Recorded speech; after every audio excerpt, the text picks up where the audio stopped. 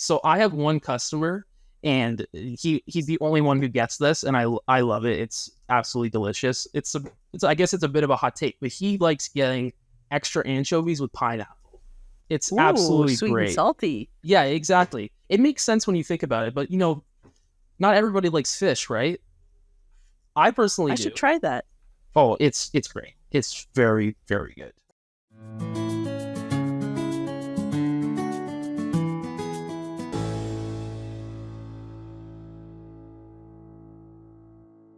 Cool. So I guess how long has Bedrock been in business now?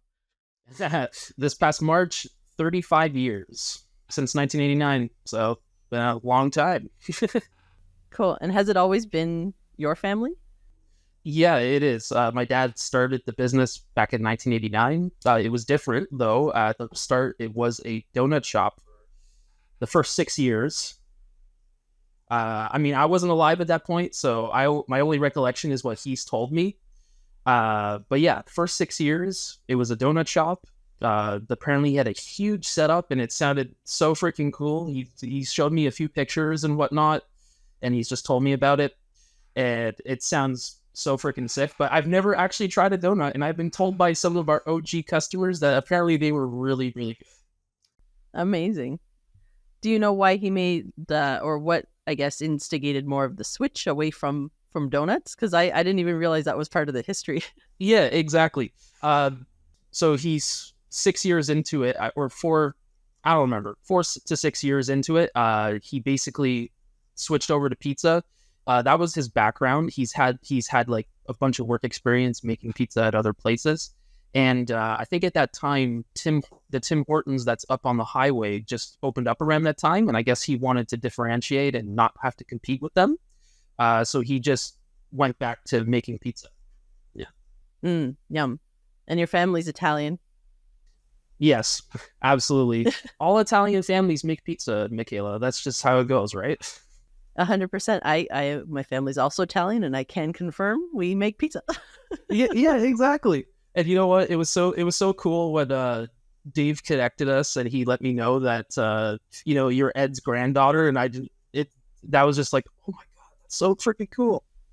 Yeah. It's so I wanted to share the story. We've touched on it quick, but so we'd come and we'd visit my grandfather and my nonno, as we called him in Of Italian. course, And yes. yeah, and so we'd always food, of course, as you understand, is the end all and be all of anything Italian. If you don't have just endless food, then what are you doing with your life? So Yep. he'd always order pizza, and it was always Bedrock pizza. And this was always the this is the behind the scenes from what I'm sure you've experienced. So he would always call in with what he wanted was the Ed special. So he had it all Yep, worked out with absolutely. you and your family with what he wanted to order all the time. So all we had to do was call in and ask for the Ed special, and it would just get magically done on your end. But he'd always started be like 11 o'clock in the morning, and he'd say, "I'm going to order pizza." We go, no, they're not open till 12. Like, you got to give them time to prep. And inevitably, he'd try and like call before noon every single time. And his Ed special pizza was essentially similar to like a deluxe with like meat and veggies and, and olives, which was always kind of a point of contention because half of our family likes olives and half of them don't. But there'd be olives on it every time, regardless. And so we'd argue with him every time. Oh my goodness. Put olives on half. No. I don't think he ever did though. I think he just got it the exact same way every time, and that was just like, too bad, deal. That was it. He let me order the pizza one time, and I ordered it with half olives, and then he didn't let me order it again after that. His way or the highway, I guess. But So that's how I guess my connection to you is very much through him, which is, my heart supports you because it's always kind of been part of my family's connection in that way. So that's what I think is cool about Bedrock. Yeah, no, it's insane hearing stories like that because we've been around for so long. I know quite a few customers by name. I remember their orders and whatnot. So hearing stuff like that is insane. It's so cool to hear that I'm involved in people's lives that way.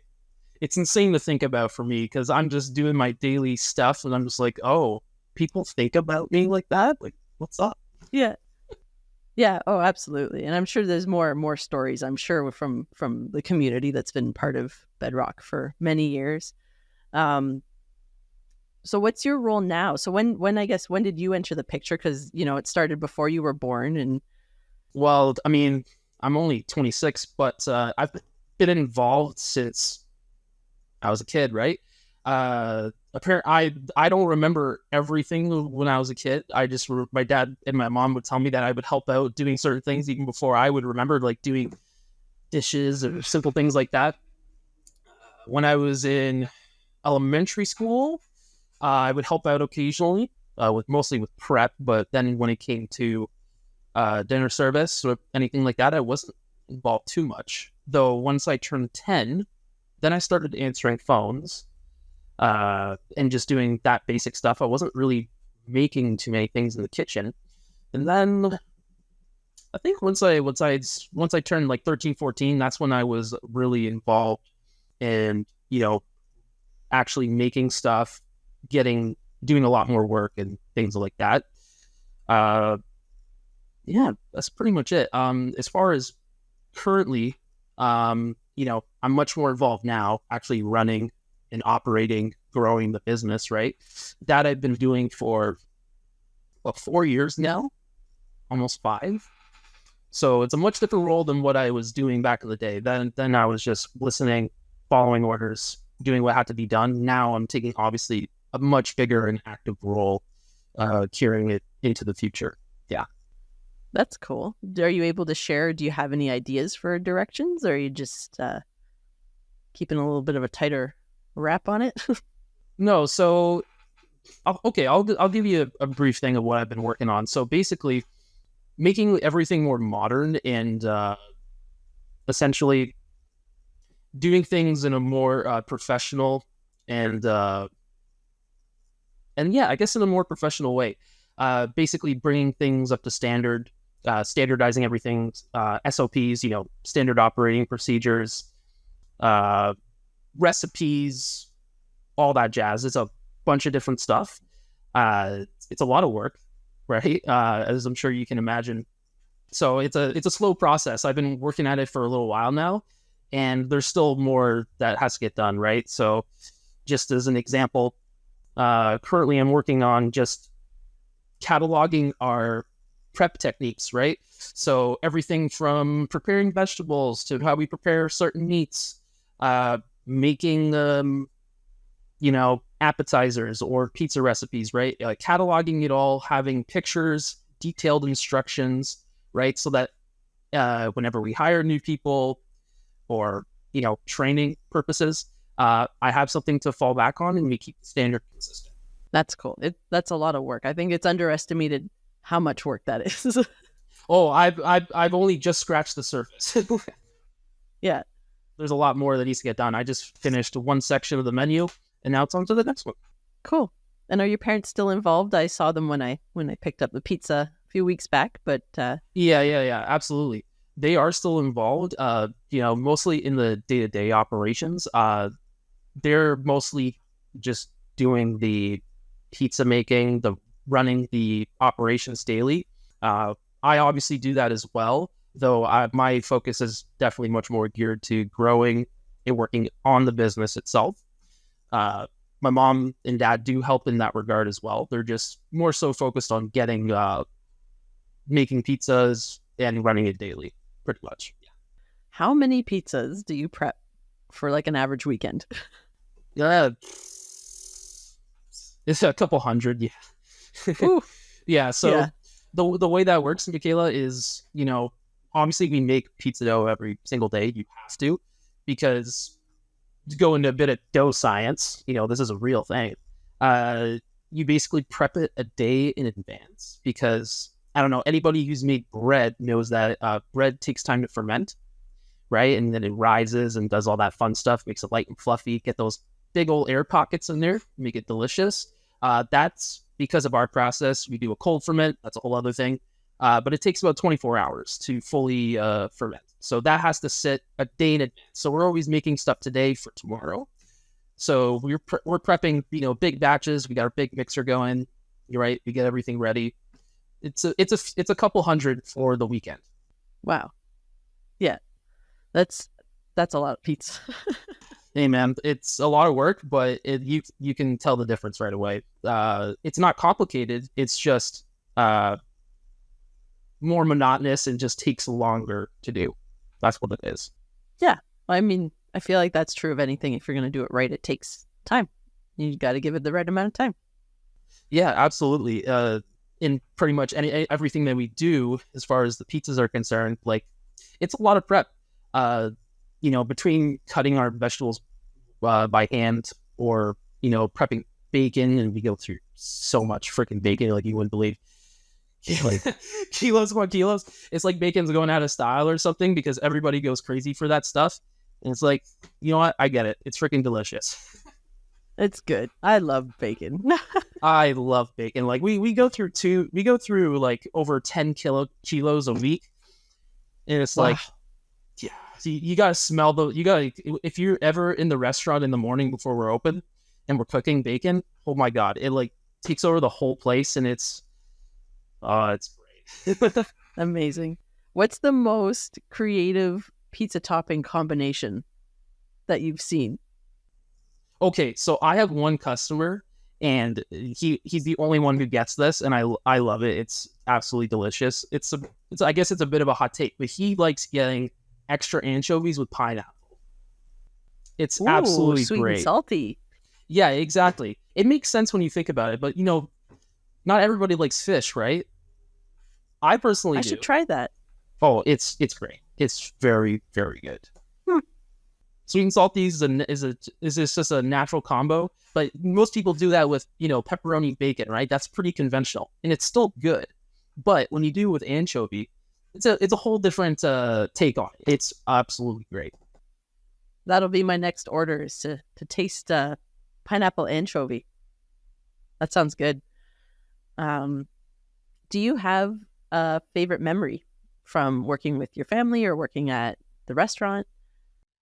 I guess one of my favorite things about growing up there was everybody was always around. There's nothing, I guess, like one thing in particular. It's just a feeling that everybody's always around, and I obviously I have an older sister, so she was always around, and there was my mom and dad as well. Having them around, it was just good. Even though we were busy, we always were like together. We got to eat together and spend time with each other. Other than that, when I was a kid, I used to be a big fan of it's a card game called Yu-Gi-Oh, and I would always play with my dad back when I was a kid.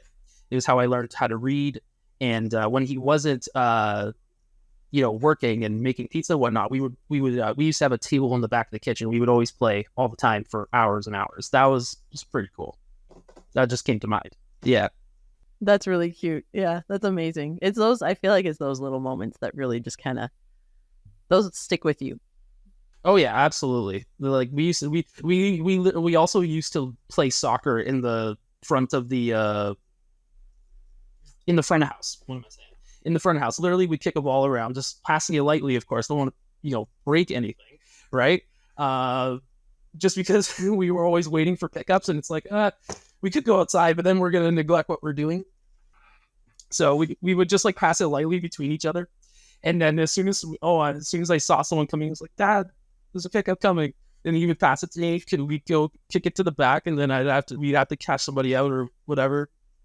That's really cool. And so obviously your family started the restaurant in 89, you said. So they've been here in the area, and I'm assuming you were born here. I'm not sure if your sister was too. Yeah, I was. I was born in the pizzeria. I've been there my entire life, pretty much. And were your parents always here, or did they live elsewhere first? Or they're originally from Toronto. My mom is from the West End. The dad's from the East End. And then they moved here. My dad moved here in the year 89, and then my mom and dad got together in 96. So that's when my mom moved up. Sorry, 95, not 96. Either way. Cool. Very cool. Yeah, I love to hear kind of the journeys of how people ended up in our area here, and everybody's journey is slightly different. But I think there's a commonality that brings everyone here. It's just the way the community is, right? And it's just there's something alluring about that or supportive about that. Well, I guess it typically boils down to I'm tired of the city, too many people. Let's move out to a place where there's less people. Yeah. Especially now that like more and more people are moving into our area. Like there's quite a few big housing developments, and it's like, yeah, there's just too many people in the city. So let's go where there's less people. It's ridiculous. I feel like it's just getting worse down there. There's just too many. Even up here now, there's like, I call it traffic. It's not really traffic, but going through like Westridge at 5 p.m. and you have to sit there for a red light instead of going through, you know. Yeah, small town problems, right? Red lights. Is there anything else that you'd like to mention or anything that's come to mind while we've been chatting? I mean, I guess I just want to say like I guess a quick thank you to our, members in our community that live close by that supported us. Like we've been open for 35 years, obviously, and we couldn't be in this position without you guys. So it's super cool that we've had this level of support for this long. Seriously, it's super cool. 100%. And even just like I mentioned, that connection, even with my family, you didn't go anywhere else. You didn't order food anywhere else. There was no question. It was always Bedrock. Only one and only. Yes. Awesome. Oh, and where can people follow along on your journey? I know you've been doing some more social media lately, which has been really fun to kind of see the behind the scenes a little bit. Is there somewhere people can follow along? Oh, yeah, obviously, yeah. Follow us on Facebook and Instagram. That's where the majority of the stuff goes. A bit of a behind the scenes look, how we make things, some fun skits every now and then.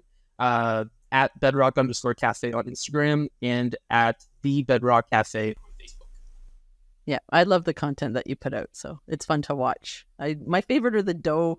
The dough videos are my favorite. I don't know why. I love watching dough. It's fun. Honestly, it's like making Play-Doh, When you're a kid, you ever make Play-Doh as a kid and you just like mess around with it? You just get to make pizza with it afterwards, right? You just stick your hands in there, cut it up, weigh it up, roll it around in your hands. It's a good time. Awesome. Well, thank you so much again for chatting, and it's been really nice to get to know you kind of in my own personal way too, not just through family members, but to have our own connection now, which I think is cool. So yeah, absolutely, Mikaila. Like, thank you for having me on. And like, when Dave connected us originally, that was just the coolest thing. To find out that you were that you're Ed's granddaughter, it was just insane. Quick question though: is Mike your dad or is he one of your uncles? My dad. Oh, okay. Mike is your. You had to think about that for a second, right? Wait. Yeah. I was just like, yeah, no, he's my dad. Okay, for sure, absolutely. Because your dad still comes in every now and then and orders.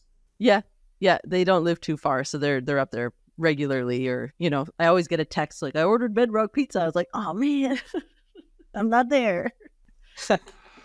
No problem. Thank you. Awesome.